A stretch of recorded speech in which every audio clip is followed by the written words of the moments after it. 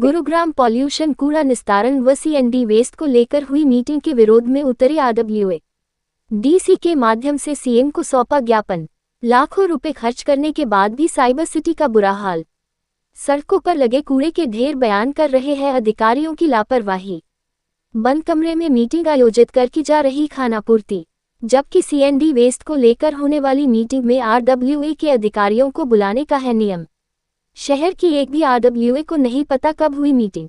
Pollution control की लापरवाही के चलते साइबर सिटी की लगातार खराब हो रही आबोहवा।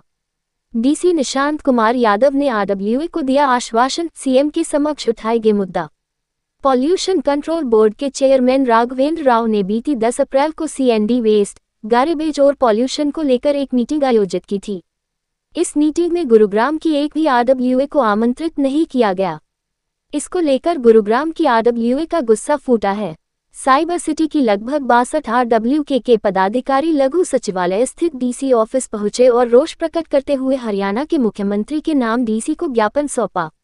आरडब्ल्यूए के अधिकारियों की माने तो कूड़े के नाम पर लाखों रुपए खर्च करने वाले अधिकारियों के पास इसका कोई जवाब नहीं है कि गुरुग्राम की सड़कों पर कूड़े के ढेर क्यों लगे हुए हैं। गुरुग्राम की पहचान कूड़ा ग्राम के नाम से क्यों बनती जा रही है। पॉल्यूशन का बुरा हाल क्यों है। Byte Praveen Yadav, RWA president RD City Gurugram. Chaitali, executive member RD City Gurugram. RWA अधिकारियों की माने तो नियम है कि pollution control board C and D waste, garbage और पॉल्यूशन को लेकर कोई भी मीटिंग आरडब्ल्यूए के पदाधिकारियों के साथ ही करेगा। बावजूद इसके पॉल्यूशन कंट्रोल बोर्ड के चेयरमैन एक बंद कमरे में अपने कुछ चहेते लोगों के साथ मीटिंग कर इतिश्री कर रहे हैं। साइबर सिटी की कोई भी सड़क ऐसी नहीं है जहां कूड़े के ढेर न लगे हो। इसके अलावा लगातार खराब हो रही आबोहवा को लेकर बोर्ड क्या कदम उठा रहा है, किसी को कोई जानकारी नहीं है। इसी के विरोध में आरडब्ल्यूए के पदाधिकारियों ने गुरुग्राम के डीसी निशांत यादव से मुलाकात की है और मुख्यमंत्री के नाम ज्ञापन सौंपा है। एमसीजी का वर्कर्स की पेमेंट है, वैसा मानवीय की पेमेंट वगैरह, तो वो सब चीजें तो नहीं रुकनी चाहिए। आज 5-6 महीने की पेमेंट मैकेनिज्म बना हुआ है मैडम इसमें कि जो भी इवन टेंडर नहीं भी हुए ना, तो उसमें द कंसर्न राइट्स स्टेट में परमिशन मिल जाती है। जैसे इलेक्शन कमीशन के पास केस जाते हैं परमिशन की कि भाई आपको कोई नया टेंडर लोड करना है। तो हम ना, हमारे यहाँ जो पोल्यूशन कंट्रोल बोर्ड के चेयरमैन हैं राघवेंद्र राव जी, उन्होंने एक मीटिंग ली थी 10 तारीख को हुड्डा जिमखाना क्लब में। वो मीटिंग थी regarding the C and D waste, garbage and pollution. और उस मीटिंग के एक उस पे 5वें कॉलम पे आरडब्ल्यूएस को इंटीमेट करना आवश्यक था। जो 5वां पॉइंट था उसमें उस लेटर में लिखा हुआ था कि सभी आरडब्ल्यूएस को बुलाया जाएगा, परंतु नगर निगम ने अपने कुछ सेलेक्टिव लोगों को बुला लिया।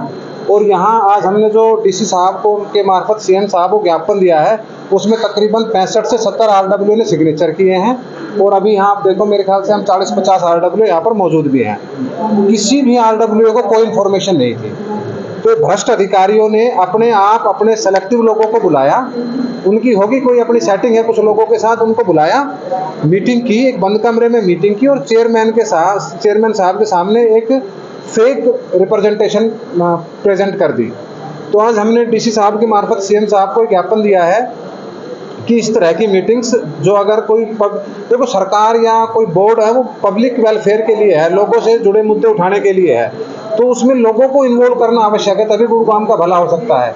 ऐसा तो नहीं है ना कि आप अपने सेलेक्टिव लोगों को बुलाओ, बंद कमरे में मीटिंग करो और उस मीटिंग का क्या आउटकम होगा क्या नहीं होगा किसी को नहीं बताओ। किसका जो ये मीटिंग ली गई, कौन कौन से अधिकारी वहाँ पर मौजूद थे, कौन कौन से डिपार्टमेंट मौजूद थे, और जो आप बता रहे हैं कि आरडब्ल्यूएस उन्होंने सिलेक्टेड लोगों को बुलाया, लगभग कितने मेंबर्स वहाँ पर पहुंचे? आरडब्ल्यूए से कोई नहीं गया। आरडब्ल्यूए के किसी भी आदमी को नहीं बुलाया गया था। पूरे गुड़गांव से? हाँ, पूरे गुड़गांव से कोई आरडब्ल्यू नहीं थी। दूसरा ये है कि उसमें खुद कमिश्नर साहब थे, जॉइंट कमिश्नर थे, एडीसी साहब थे और मेरे ख्याल से डीसीपी ट्रैफिक भी थे, एडिशनल कमिश्नर भी थे, नहीं खुद अपने कमिश्नर नरहरि बांगड़ सिंह जी भी थे। हाँ, तो वो सारे थे।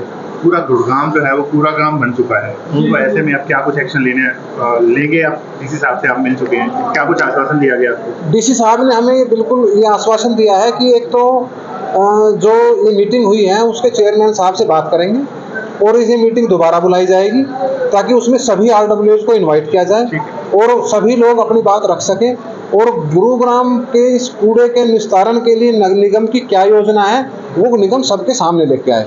देखिए मुझे ऐसा लगता है, मैं अपनी बात को थोड़ा सा और आगे बढ़ाऊंगा कि पिछले कुछ सालों से 4 साल लगा लो या 5 साल लगा लो, गुरुग्राम में करोड़ों रुपए कूड़े के नाम पे उड़ा दिए गए, लेकिन गुड़गांव की सड़कें कूड़े से भरी पड़ी है।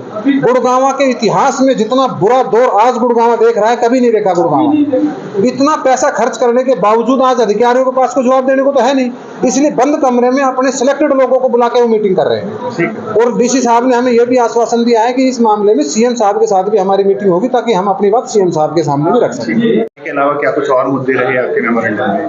हाँ बिल्कुल, सफाई तो मेजर, सफाई क्या, meeting was the major agenda.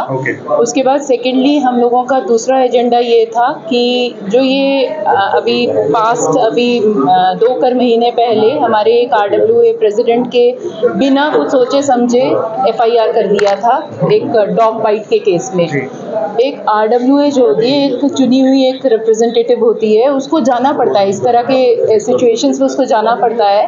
तो उसके लिए RWAs को बिना किसी इन्वेस्टिगेशन पे एकदम सीधे से उनके ऊपर कोई FIR कर देना, वो बिल्कुल सरासर it was wrong.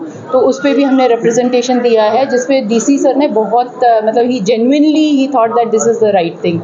And thirdly हमने एक और रिप्रेजेंटेशन दिया, जो 40% जो सैंक्शन स्टाफ है उसमें भी 40% वेकेंट है, उसको तो हमने बोला उसको तो फिल ही करो और सैंक्शन स्टाफ भी बढ़ाओ, ये दोनों ही चीज़ करो। तो ये दोनों मुद्दे हम लोगों ने, और मतलब अदर देन दिस ये मीटिंग, हमने ये दोनों और मुद्दों को और ऐड किया है। सर नाम बताइए अपना, कौन से RWA sector 45 Om Prakash Yadav president. जी यादव जी बताइए। मेरा मानना तो ये है कि जो ग्राउंड पे काम करने वाले लोग हैं उनको दरकिनार कर दिया जाता है और मीटिंग बुला के उसमें डिसीजन कर दिए जाते हैं, ना उसको किसी पेपर के अंदर, ना कहीं ये कि भाई कहीं आउट किया गया। तो वो हमारा बिल्कुल एक बर्दाश्त भार, वो DC साहब ने हमारे को सांत्वना दी है कि ये दोबारा किया जाए। कितनी परेशानी हो रही है ओम प्रकाश जी? मेरे हिसाब से तो मुझे लगता है कि अगर RWA गुड़गांव में नहीं हो तो मुझे लगता है गुड़गांव जैसा तो गंद कहीं भी नहीं हो सकता। ये तो शुक्र है परमात्मा का कि कुछ लोग चुन रखे हैं, जो ये लोग आए खड़े हैं आपके साथ, 160 RWA के लोग हैं यहाँ पे जो बिना निस्वार्थ सेवा कर रहे हैं। कितने दिन का समय दिया गया आपको DC साहब की तरफ?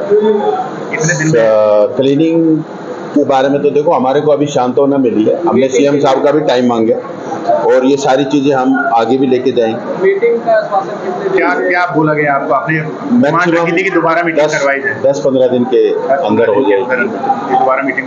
हाँ जी, और CM साहब से भी, और बुलाया जाएगा जी सेक्टर 31 प्रेसिडेंट। इस विषय के अलावा हमने अपना विषय भी, जो हमारे सेक्टर में जल प्रभाव की समस्या है, उससे भी अवगत हुआ। पुराने समय में DC साहब खुद आके इस चीज़ का अवलोकन किया था, लेकिन उनके बाद आज तक उस पर कोई कार्रवाई नहीं हुई। हमने वो दोबारा मुद्दे को उठाया तो DC साहब ने अश्योर किया है कि वो जल्दी ही इस पर कार्रवाई करवाएंगे। ठीक है। सेक्टर 7 एक्सटेंशन हाउसिंग कॉलोनी से मैं बोल रहा हूँ। मेरा शासन और प्रशासन से ये कहना है कि जो है यहाँ पर जो है वर्ल्ड का हर आदमी रहता है वर्ल्ड का, लेकिन सफाई के नाम पर यहाँ जीरो है, जबकि इंदौर शहर जो है हर बार फर्स्ट आता है सफाई के मामले में, स्वच्छता के बारे में। ये बहुत ही शर्म की बात है गुड़गांव जैसे शहर में जो सफाई व्यवस्था इस तरीके की बिगड़ी हुई है, और बरसात में पानी इतना भर जाता है जिससे हमारे गुड़गांव की छवि बहुत ही खराब होती है। इसलिए शासन और प्रशासन से मैं डिमांड करता हूँ कि इस तरफ विशेष ध्यान दिया जाए और अपने गुड़गांव शहर को स्वच्छता के मामले में प्रथम लाया जाए। ये मेरा अनुरोध है उन लोगों से।